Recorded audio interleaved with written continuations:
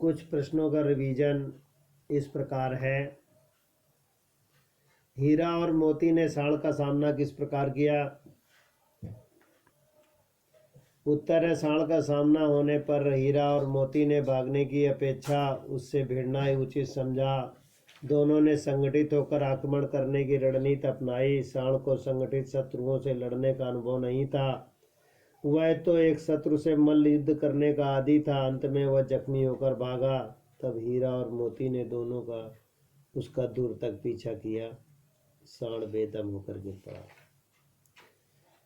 अगला प्रश्न है, गिरे हुए बैरी पर सींग नहीं चलाना चाहिए, इस कथन के आधार पर हीरा की विशेषताएं बताइए। गिरे हुए बैरी पर सींग नहीं चलाना चाहिए, हीरा का यह कथन भारतीय संस्कृति के आदर्श का प्रतिनिधित्व कर रहा है। प्रेमचंद ने हीरा बैल के माध्यम से बताया कि नियत्ते पर वार नहीं करना चाहिए। नियत्ते पर वार कायर ही करते हैं, सच्चे वीर, साहसी और दयालु लोग ऐसा नहीं करते। अतः हीरा में एक न्यायपसंद, साहसी, शूरवीर एवं दयालु स्वभाव के संबंधित विशेषताएं हैं।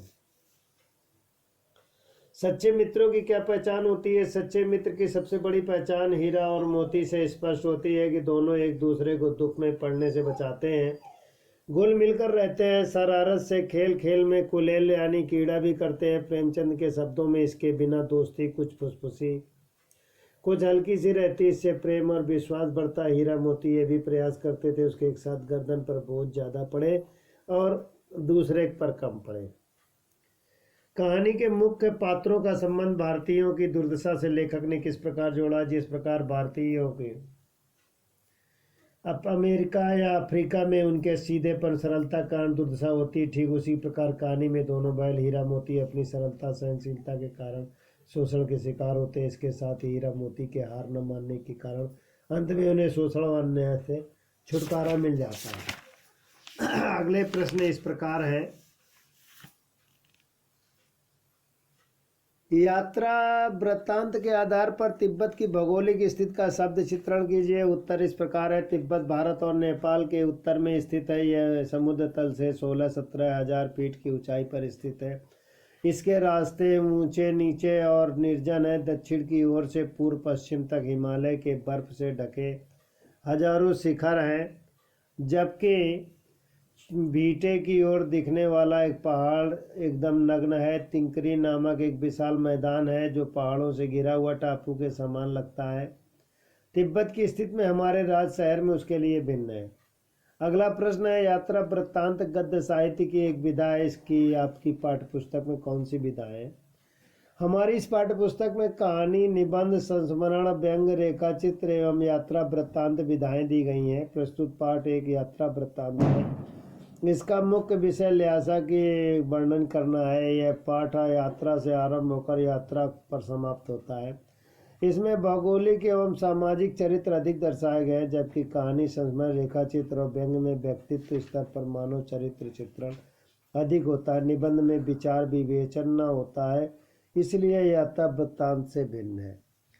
अगला प्रश्न है, ऐसे शब्द जो किसी अंचल यानी क्षेत्र में विशेष प्रयुक्त हों, ऐसे आंचलिक शब्द कहा जाता है। प्रस्तुत पाठ में ढूंढकर लिखिए। पाठ में प्रयुक्त आंचलिक शब्दों में चौड़ी, खोटी, राहदारी एवं डांडा, गिराव, कुची कुची, कंडे, थुक्का, थुप्पा, गंडा, भावी शामिल है। पाठ में कागज अक्षर मैदान के आगे है। क्रमशः मोटे, अच्छे, विशाल शब्दों का प्रयोग हुआ। इन शब्दों में उनकी उभर कर आती। पाठ में कुछ ऐसे शब्द चाटिए। पाठ में विशेषण शब्द हैं, मुख्य, व्यापारिक, सर्वोच्च, थोड़ी, गर्मा गर्म, विशाल, रंग बिरंगी, निर्जन, श्वेत, हजारों, पतली पतली, चिरी, बत्तियां, छोटी, बहुत सी, टोटीदार, आखिरी, विकट, गरीब, थोड़ी आदि।